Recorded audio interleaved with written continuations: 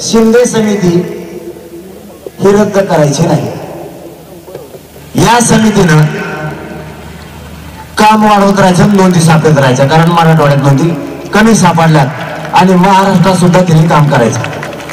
त्यांनी तिची 2 महिने मुदत वाढवली. आणखी आपलं म्हणणं 1 वर्षभर वाढवा, टप्प्याटप्प्यानं वाढी देईल असं म्हणले. सध्या 2 महिनेच त्यांनी वाढवले. हे 2 काम. तिसरं काम सगळ्यात महत्वाचं, ज्याची नोंद मिळाली आणि ज्याची नोंद मिळाली नाही, ज्याची नोंद मिळाली त्याच्या गणगोतातील सगळ्या सोयऱ्यांना सुद्धा त्याच प्रमाणपत्राच्या आधारावर प्रमाणपत्र द्यायचं आणि त्याचा अध्यादेश आम्हाला पाहिजे. त्याचा अध्यादेश शासन निर्णय आम्हाला पाहिजे. त्याशिवाय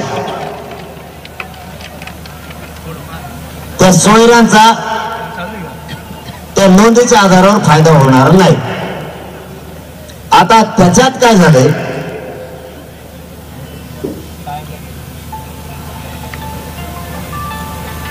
सगळ्या सोयऱ्यांची अधिसूचना म्हणजे राजपत्र जो अध्यादेश येणार आहे, अध्यादेश आपल्यासाठी महत्वाचा.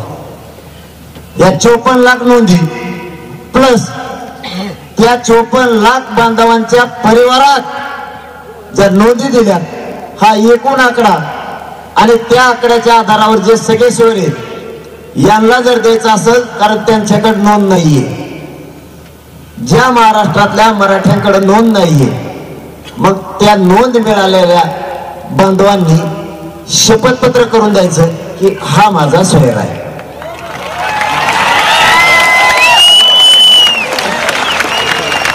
आणि त्या आधारावरती त्याला प्रमाणपत्र द्यायचं.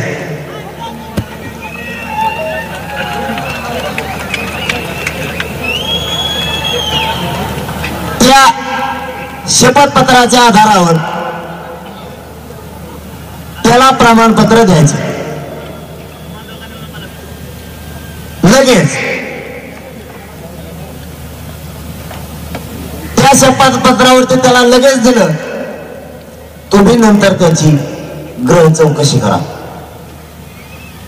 तो जर खोटा पाहुणा असला देऊ नका. प्रत्येक नाही तुम्हाला खऱ्याला खरं खोट्याला खोटं. पण शपथपत्र घेताना ते 100 रुपयाच्या बॉन्डवरचं तुम्ही घेतलं, आमचे पैसे किती चालले त्याच्यात कमाईच का. ते जर ते पण मोफत करा आपण त्यांना सांगितलेलं, बरोबर का. कुठे गेले ते, बरोबर ना. हा, मोफत करा म्हणून सांगितलं त्यांनी, हा म्हणले. कारण 100 रुपये 5 कोटी लोक नेलं तर मेले ना मराठी पैसे बरोबर.